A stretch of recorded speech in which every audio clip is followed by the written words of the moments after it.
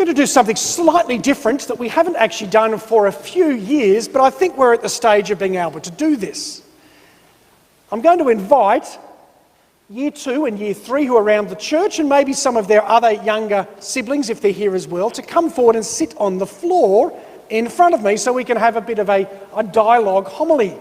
Sometimes we do this with school masses, but it's been a long time since we've done this in the church with everything that's happened with COVID. So I want you to sit down on the carpet, facing this way, so I can sit here on the steps and talk with you, which is wonderful. Wonderful. Very good. I'm going to sit down as well, so I'm at their level. So those around the church, I'm sure you can hear me, and you probably can see me in any case. So wonderful. I want to tell you a story when I went to school. When I was probably in Year 3, probably Year 3. And at the school I went to, there were new kids who joined us in Year 3. And there were some kids who were already there from kindergarten, Year 1 and Year 2, and they had sort of become friends already with each other, created these little groups of really close friends. And there were new kids who came, and some of those became friends with some of the other kids as well. But there was one kid who had cerebral palsy who joined our class. Does anyone know what cerebral palsy is? It's a big word. You probably may not know what it is. Do you know what it is? Being poor. Well, maybe. Yeah, what do you think? Yeah, maybe being poor. Did you know? It is a disease, yes. It's a disease that impacted this guy who was in my class, and it impacted his legs. And he walked with a bit of a limp at times. And his shoes, he'd go through his shoes, he'd get new shoes every 3 weeks or 4 weeks because of the condition that he had. It's a disability, cerebral palsy. And some people in our community have this. But some people in the class, I remember, thought this guy was a bit weird. And I remember my birthday is in March.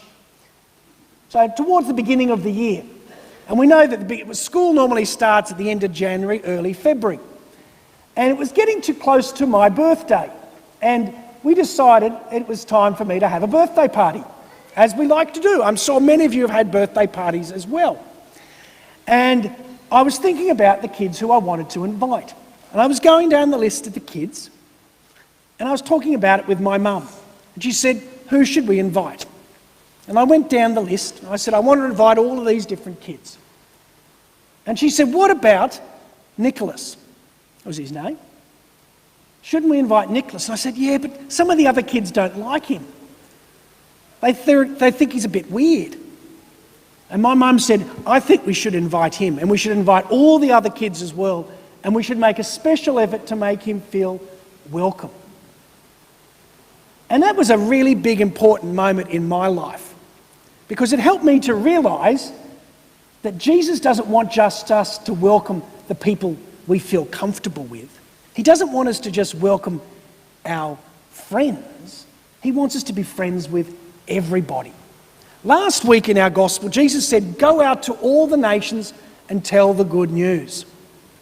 And today in our gospel, Jesus says, when you put on a party, he said, first of all, if you get invited to a party, he says, take the worst seat first. Because if you take the best seat, someone more important might come along and you might get pushed down and you might get embarrassed. So he said, be humble. That's what he was saying. But then when you put on a party, invite everybody. Don't just invite those who you're friendly with, but invite everybody. Invite, he says, the poor, the people with disabilities, the people who are forgotten, and the people you might have even had an argument with. You should be generous. That's a hard thing to do. Has anybody put on a party? Has anyone had a birthday party before? Yeah. No, not yet. You will someday. So, down here, you've had a birthday party before. Who did you invite when you had your birthday party? My whole class. You invited your whole class. Yeah. Who did you invite when you had a party? I invited Zara. You invited Zara. Yeah. Is that a label or is that a person? That's you. Someone had their hands up here. You've had a birthday party before? Yeah? Who have you invited? All the girls. All the girls. What happened to the boys? I don't know. You don't know? Okay. Didn't want to invite them. That's okay. So when we have parties, we're called to be generous. And that's part of the way of Jesus. Even if sometimes we sort of feel a bit, oh, I don't want it. That person I didn't like. Sometimes when we have that experience in life, sometimes some people think, oh, I don't like that person. I want to run away from them. Has anybody had that experience? You've had an argument with someone, I don't want to talk to them anymore. They're not my friend. You've had that experience, yes. And I think the adults, we can own up to this too. This happens to us all.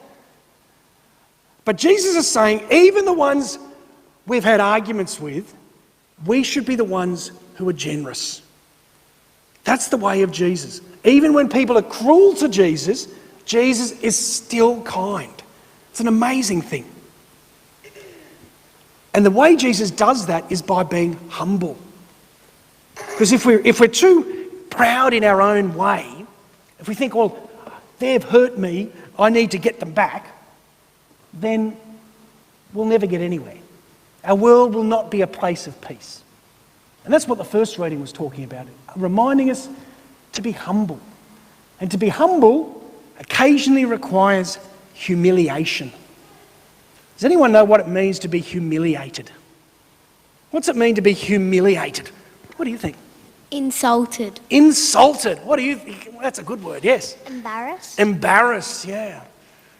What do you think? Getting left out. Getting left out, yeah. What do you think? Embarrassed. Embarrassed, yeah. And you got one down here? Embarrassed. Embarrassed as well. And for adults around the church, you know what humiliation it is as well. And when that happens, we can react with anger sometimes. We want to protect ourselves. But that gives us this moment, this humble. When someone's cruel to us, we can be humiliated and then get angry, or we can be humiliated and it can lead us to simplicity and humility, which means that we're going to be nice even to those who aren't so nice to us or those we're afraid of. So next time someone's cruel to you or creates a group that excludes you, this is what they was talking about in the first reading, almost see this as an opportunity to say, yep, I'm not going to get angry by this. I'm going to be a person of joy and peace, even when perhaps others are not. So when we put on a party again, who are we going to invite? Who can we invite? Everyone. We're going to invite everyone. Let's not just be exclusions. Let's not just say, oh, just these people. We invite everybody, which is fantastic. And that's what happens in the life of the church as well. We extend the invitation to everybody. And so those in the church today, but also those watching from home, I encourage you all to invite others to church. This church is not just a place for those who are just here. We are a family that invites. So invite people to come, to not just participate virtually, but do what you can to come in person. Because we are a community that's welcoming, that's invitational, and that's at times humble as well. Humble enough to create space for others. So thank you to our young children for helping us think about humility today and the role of invitation and welcome to all people. Let's give our young people a round of applause as they go back to their places. Let's go back. Wonderful.